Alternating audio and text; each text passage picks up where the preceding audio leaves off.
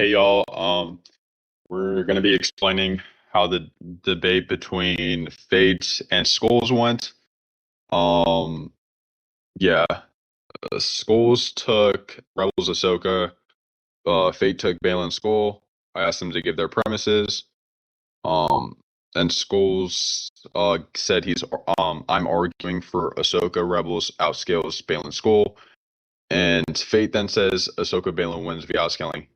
Skulls asks, "Is that your premise?" And he says, "Yeah, that's that way I wrote it." And Skulls, you can explain why that's a begging the question fallacy. By the way, guys, I haven't watched a single second of Star Wars in my life. Yeah, so he's going into this debate with like a big disadvantage because he's never watched Star Wars, while Fate um definitely has. But yeah. Yeah, so this is the begging the question fallacy because his premise is that AS Baylon wins via outscaling, and his conclusion would also be that AS Baylon wins via outscaling. That means his premise is equal to his conclusion, which means he's going circular, which is a begging the question fallacy. Yeah. Um then he says, "Now stop dodging and drop an actual premise like a good girl." Cindy can take this part. Yeah, so he asked Fate for a scale. Otherwise, by default, Fate would concede to the argument. And then he asked, "Do you even know what a premise is? Who is he scaling off to outscale Rebels, Ahsoka?" And then Kyber does the 5 minute timer. To make sure no one takes too long. Yeah. Yeah. What's funny no is one- what's funny is that Fate says cute attempt to troll me with the high school debate club terminology. Like, Yeah. okay. What is that? I don't even know what that means, but he then goes on to quote Skull saying, or he goes on to quote saying Baylon wins via outscaling is the thesis, and if he needs the fundamental premises spoon fed to him, he said he literally stated that it's his premise, and then he said, "No, actually, it was the thesis. Why should I tell you the premise?" He literally backtracks. I forgot to point that out actually. Yes, he does concession by default. But Skulls didn't point this out, I don't believe, during the debate. He then gives two premises, and he says, therefore, Baylon scales above Rebels Ahsoka on grounds of handling a stronger version. And Skulls then asks, do you think Ahsoka was at her peak in her fight with Baylon? And at first, he doesn't really answer this question. He just goes circular and repeats himself. Then he says, well, he talks about World Between Worlds and how, like, I guess she improves after that. But he's then Skulls then asks, "Are you arguing that a person's mental nerves magically turn off during the specific seconds their sabers are clashing?" And he then asks, "What specific rule and inference are you using to derive your conclusion from these premises? Are you treating stronger than in P1 as a universal property, meaning superior in every category, or an existential one, meaning superior in only some categories?" Yeah. So then Fate says, no, I'm arguing that having a different objective doesn't automatically mean you're mentally nerfed. Every second you're fighting, a character can pursue another goal while still actively defending themselves and trying to win exchanges. He then sends this scan that really doesn't, I don't think it really helps his case at all, because the scan is basically saying Baylon only won the fight due to knowing Ahsoka's moves, because he knew Anakin when they were both Jedi, and he uses his knowledge to gain the upper hand. So,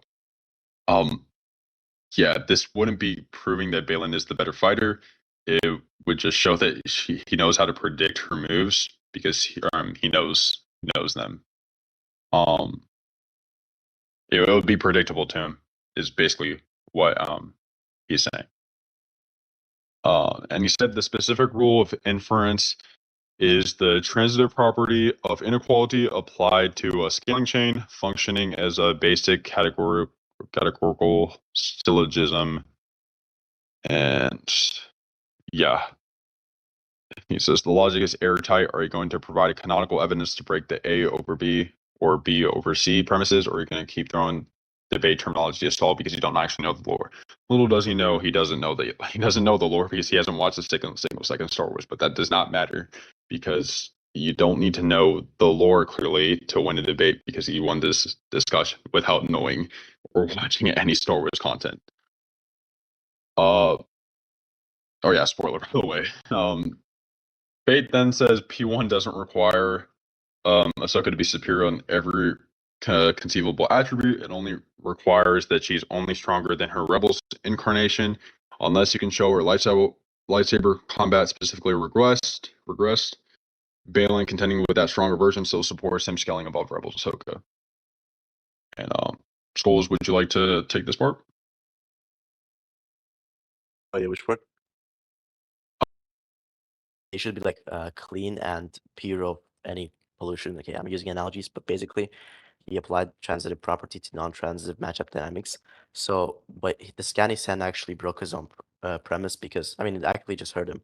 I don't think you should send the scan at all. I asked, does having prior intellectual preparation and knowing an opponent's specific historical habits mean you physically outscale them?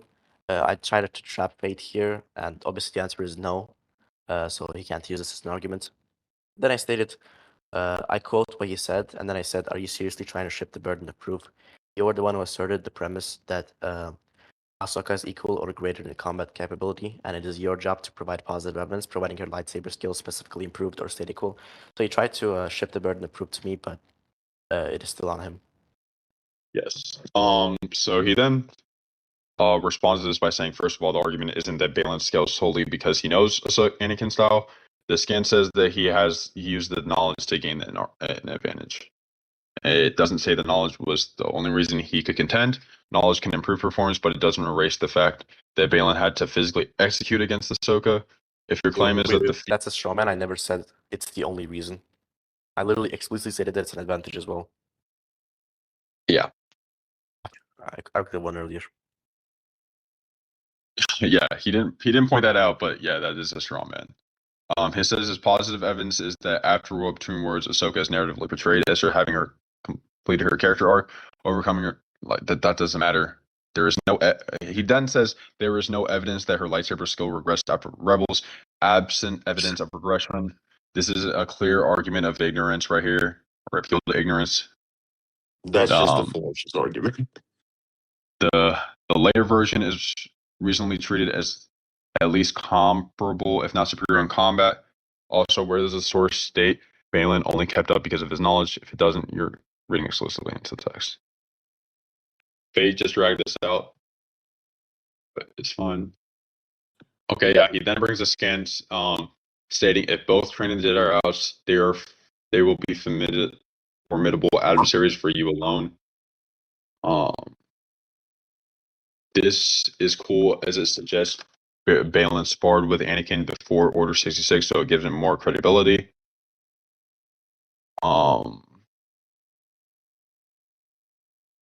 Yeah, I then say that's enough for the response. Yeah. And Skullz, would you like to say what you said in response?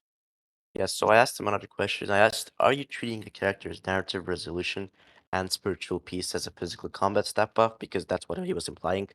And then he also said, I pointed out appeal to ignorance. As he said, absent evidence of regression, she is reasonably treated as comparable or superior. So that is an appeal of ignorance because absence of evidence does not count as positive proof. So he also committed a fallacy of division because he admitted that he has no positive evidence that her physical lightsaber skill didn't regress. And his only positive evidence was that she's overall stronger because of her spirit and motivation. So that is a fallacy of division. Yeah.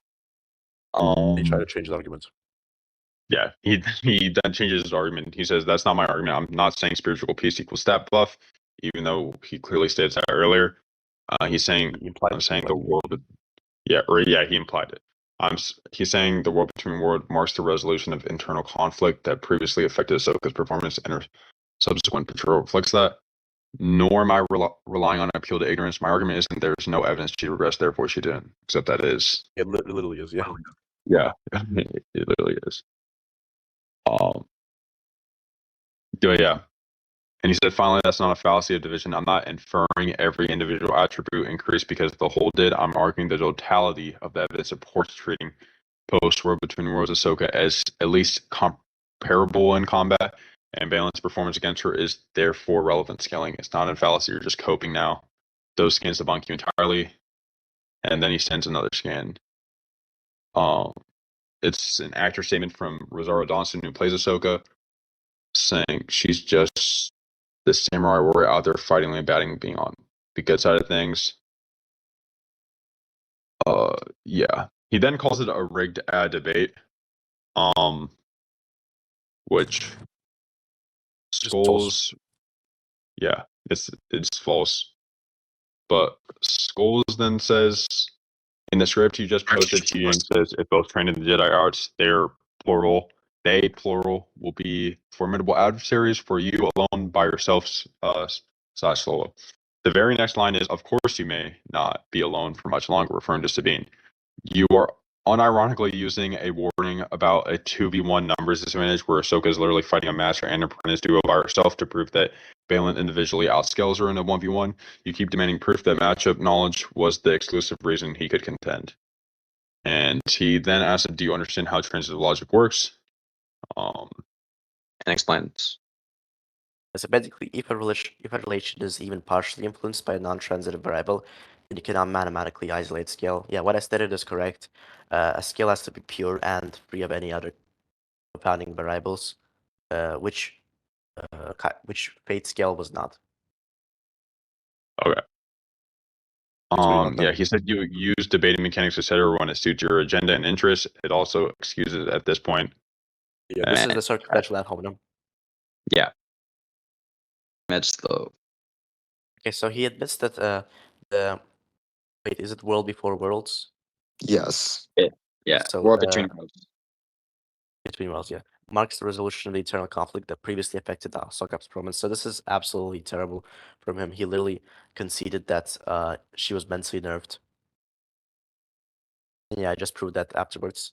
And then I said that he's claiming the logical analysis of his own sources was irrelevant because it's presented as text, which is just a genetic fallacy because he asserts that he also asserts that nor does the source imply that, but he actually never explained that it doesn't. And then he says that it is not the only source. It's not the only source I sent, but sending more sources doesn't really fix logical errors in the sources we are actually discussing. He accused Kyber of having an agenda, and he called the rules excuses, simply because he was being asked to wait for his turn and stop overwhelming the chat. So yeah, these are just rules of fair debate. They're not excuses. And then I point out the fallacies that he did. After that, he says, "Nor does the source implies that his text is irrelevant." That's an MC Dixie fallacy, which is what Skullz called out. And then, wait, what? I hear fallacy. Oh, sorry. And then Skullz wants to go to conclusions after he called out the red herring fallacy. And then Fate proceeds to go on saying, "I see nothing but cope," which doesn't even contend with anything that Skull said about the fallacy. I And just then concede the fallacies. Fate says you're complaining Huyang's warning of my scaling argument, which I was not actually. Huyang's statement explains why Ahsoka should avoid engaging both Baylon and Shin simultaneously. It doesn't establish that Baylon individually doesn't scale to her. Yeah, so I never said it doesn't establish that. Not relevant to this point. Isn't derived from Huyang's warning. You literally sent a scan of it, so it's derived from Baylon's actual one-on-one exchanges with Ahsoka. He consistently pressures her. Okay, so when you send a scan, that is to support your argument. So you can't just say, "Oh no, that's not actually my argument. That wasn't my argument." That doesn't work. Yeah, no. Yeah, I was halfway through Fate's response, so you can continue from as for transitivity. So half. yeah. okay, so Fate said, as for transitivity, he said that Fate was assuming that Balin's knowledge of Anakin's style is sufficient to invalidate the feat. The text only says he uses that knowledge to gain an advantage. It never says the entire outcome is explained by it. And then he goes on to say a contributing factor doesn't automatically destroy transitive scaling. Otherwise, virtually every fight that involved like any similarity to like Star Wars themed fights or whatever, or It tactics. becomes unusable for scaling. Yeah. And Yeah, basically, Skullz just points out he just admitted it because King's statement doesn't establish that Baylon that doesn't really scale to her, my scaling isn't derived from Ewing's warning. So he admits that his scale isn't derived from the scan. That's a red herring fallacy for obvious reasons. Yeah, he then points out what Fate says in this, and like that would be yes, exactly. He's demanding that Skullz proves the matchup knowledge was substantial enough to account for his performance.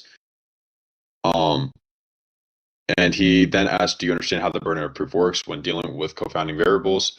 If a propose a strict matchup or mathematical equation and a confounding variable is proven to exist, the burden is on him to isolate the variables and prove the confounding variable had negligible impact."